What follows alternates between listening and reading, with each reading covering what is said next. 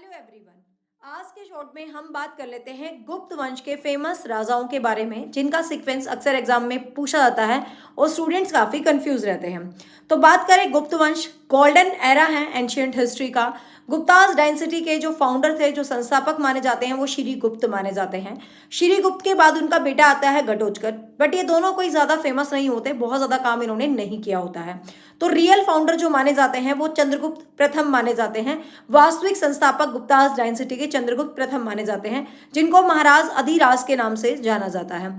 चंद्रगुप्त प्रथम के बाद जो आते हैं वो उनके बेटे आते हैं समुद्रगुप्त। समुद्रगुप्त जो कि इतिहास में बहुत ज्यादा फेमस है, जिनको भारत का नेपोलियन भी कहा जाता है, 100 युद्धों का विजेता माना जाता है, बहुत बढ़िया कविराज थे, चंपू शैली में कविताएं लिखते थे और वीणा बजाते हुए खुद की फोटो भी अंकित करवाई थी, गरुड़ नामक सिक्के भी चलाए थे। समुद्रगुप्त के बाद आता है चंद्रगुप्त द्वितीय।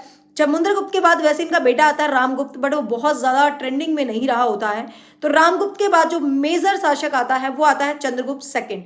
चंद्रगुप्त सेकंड जो कि गुप्त वंश का सबसे इंपॉर्टेंट है, जिससे मेहरौली अभिलेख जिससे संबंधित है, फाहियान जिसके काल में आते हैं, जिनके दरबार में नवरत्न है, जिनमें कालिदास बहुत ही ज्यादा फेमस है, आर्यभट्ट है, वराह मिहिर है, काफी ज्यादा इंपॉर्टेंट राजा यदि बोले, बहुत सारे चांदी के सिक्के इन्होंने चलाए और शकों के आक्रमण का इन्होंने सामना किया, शकारी इनको कहा जाता है। तो काफी इंपॉर्टेंट है चंद्रगुप्त सेकंड, जो कि मतलब सबसे ज्यादा इंपॉर्टेंट आप कह सकते हो गुप्त वंश में।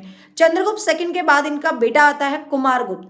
कुमारगुप्त से रिलेटेड जो है नालंदा विश्वविद्यालय काफी ज्यादा इंपॉर्टेंट माना जाता है। कुमारगुप्त के टाइम में मयूर शैली में मुद्राएं वगैरह भी चलाई थी कुछ कुमारगुप्त ने, तो काफी इंपॉर्टेंट है कुमारगुप्त। कुमारगुप्त के बाद बेसिकली स्कंदगुप्त जो है कंसीडर किए जाते हैं। स्कंदगुप्त के बाद जो है भानुगुप्त कंसीडर किए जाते हैं, बीच बीच में छोटे छोटे आ जाते हैं, बट ये मेजर सीक्वेंस जो एग्जाम में आती है। तो भानुगुप्त की बात करें तो भानुगुप्त के समय सती प्रथा के जो साक्ष्य हैं, तो ये काफी इंपॉर्टेंट क्वेश्चन बन जाता है। भानुगुप्त के समय सती प्रथा के साक्ष्य जो है देखने को मिले थे। एंड द लास्ट, इस वंश का जो अंतिम राजा कंसीडर किया जाता है वो है विष्णुगुप्त। तो ध्यान रखना, अंतिम प्रसिद्ध थोड़ा बहुत फेमस तो स्कंदगुप्त रहा था, लेकिन सही मायने में जो अंतिम है वो किया जाता है विष्णुगुप्त को कंसीडर। और हूण जाति के आक्रमण पूछ लेते हैं किसके टाइम में हुए थे ज्यादा, तो वो स्कंदगुप्त के टाइम में हुए थे। बाकी जो गुप्ताज वंश है वो इतिहास में काफी फेमस है। ये जो भगवानों की पूजा होने लगी थी, बहुत सारा जितना भी ट्रेंडिंग मंदिर वगैरह, ये सारा का सारा ट्रेंड किस वंश में आया था भाई? गुप्त वंश में आए थे। सो होप सो गाइज इस शॉर्ट ने आपको काफी हेल्प किया होगा। For more shorts you can join us. Thank you so much, stay tuned, bye bye, take care.